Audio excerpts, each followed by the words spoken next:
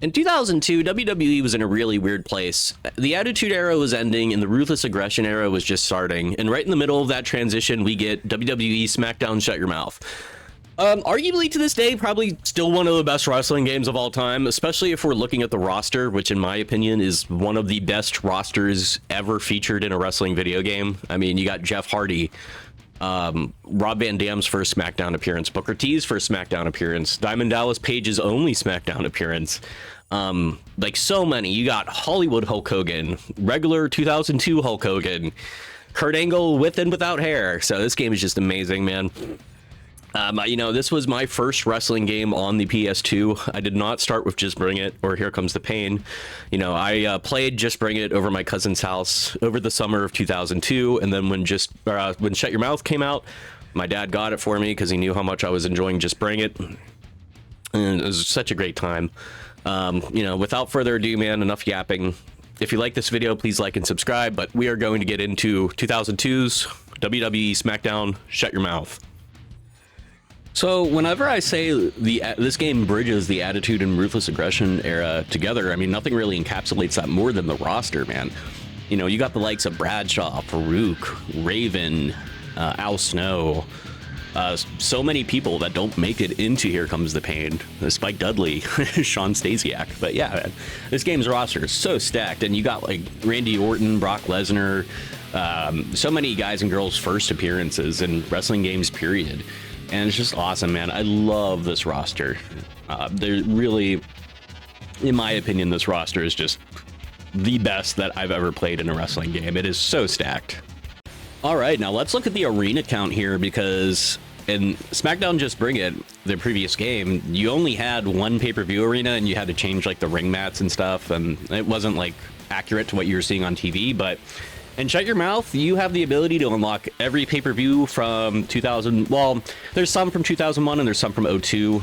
You see here we get the infamous King of the Ring chair arena where you can actually climb it and do some crazy spots off it. You can also do this with the SmackDown Fist, but I think the King of the Ring is cooler.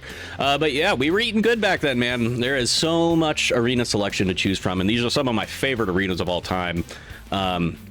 Just such an amazing selection. They really upped it from the previous year, and really I feel like this is one of the things that kind of adds to this being like a proper sequel to a video game, man. They did not hold back with the arena selection. So when looking at match types, you don't get a whole lot of new ones, but I will say everything here has been massively improved from the last game. So you got your staples included, which is nice. Hell in a Cell in particular is one of my favorite modes here. When going to WWE Shut Your Mouth from Just Bring It, you notice an immediate up in quality for the gameplay. I really enjoyed Just Bring It at the time when I was a kid, but it kind of just felt like SmackDown 2 with better graphics to a degree. It was very fast still, very arcadey, very floaty, but when you get to Shut Your Mouth, everything slows down in a good way. It kind of feels like they're kind of trying to put in a little bit more simulation in. Matches feel more grounded, hits have more weight, and for the first time, it actually starts to feel like real wrestling. And a big part of that is the animations. A lot of wrestlers have their own style of animations in this game, and you can tell they added way more of them because the moves flow better, the strikes look cleaner. You're not just mashing anymore. It actually feels a bit intentional with what you're doing. And honestly, the presentation is a huge step up too. There's so much more stuff in the environment you can interact with that makes the gameplay just feel real. There's an actual Hell in the Cell in this game for the first time in a SmackDown game, at least. And Just Bring It, we had the really lazy cell that kind of it was basically a steel cage with a lid on it, which I get why they did that for SmackDown 2, because it was probably a technical limitation, but there was really no reason to do it for a PS2 game. So I'm happy that they actually finally made that change as well. But yeah, I mean, it's just everything here is a complete step up from the previous outing.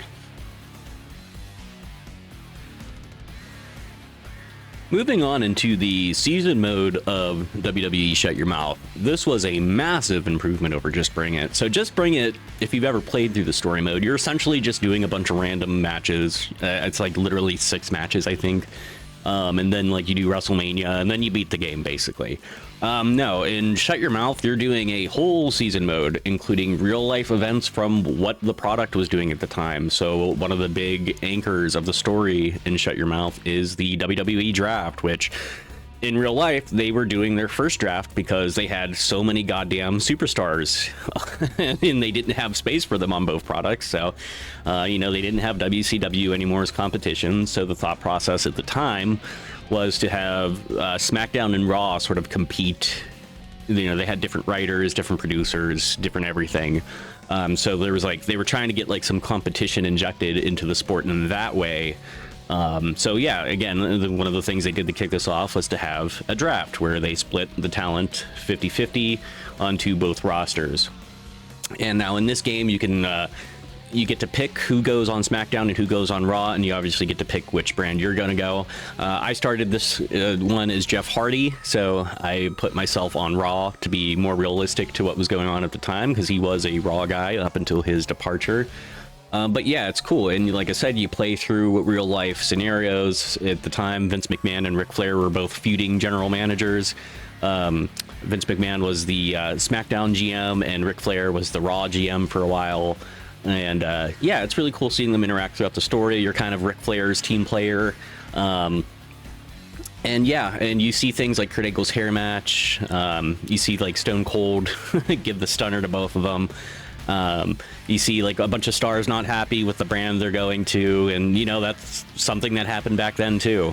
You also get like the NWO takeover, and you even get Vince McMahon in this game during like a pre-rendered cutscene going, you know, I gotta inject the WWE with a lethal dose of poison, as he did on live TV. They do that in this game. It's, you know, in some ways, I actually kind of prefer this story mode to Here Comes the Pain, because it is way more like what the product was at the time, whereas Here Comes the Pain, I think, what they wanted to do was be like, they wanted the game to have more its own identity versus what the show was doing, which I can respect also. But I think I enjoy playing through this game and saying like, oh, I remember when that happened and all that kind of stuff. So yeah, really cool story mode. It was such a step up from the previous game. So let's go over the competition at the time, because at this point in 2002, we're still a year removed from games like Def Jam Vendetta, and at this point, WCW doesn't exist anymore, so we just really have WWE games. Let's start with what the Xbox had. So the Xbox had 2002's Raw, which, you know, I did rent this game once, and I remember thinking it looked okay, but even back then, the limited amount of match types, the limited arena selection, and the pretty dated roster for 2002, you know, I don't think I rented this more than one time. Also, the gameplay really wasn't that great. So yeah, I don't really have much memories with this, but for the GameCube, we did have WrestleMania 18, which I think was actually a pretty serviceable first entry onto the console. You had a pretty good Hell in the Cell match, pretty good TLC match. Yeah, some of the animations were a bit samey. Some of the wrestlers looked a little goofy, but I do think it was a serviceable entry. However, neither of these games, in my opinion, touch Shut Your Mouth.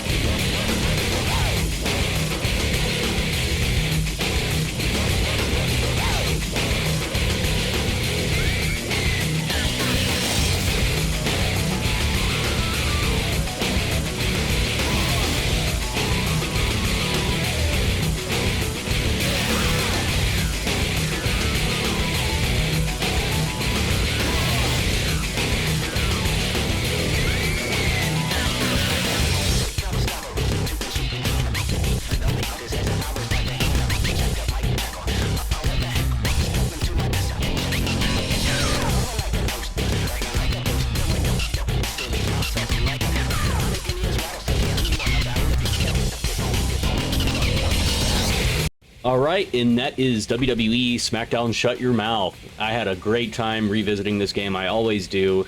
And you know, for so many years, this game, at least to me, was overshadowed by Here Comes the Pain. Yeah, Here Comes the Pain was one of those games where I played pretty much yearly since its inception, but, you know, I only really came back to Shut Your Mouth like a few years ago, and there's a lot of things I think this game does better. You know, the roster I think is a little bit better. I think I prefer the story mode a little bit more.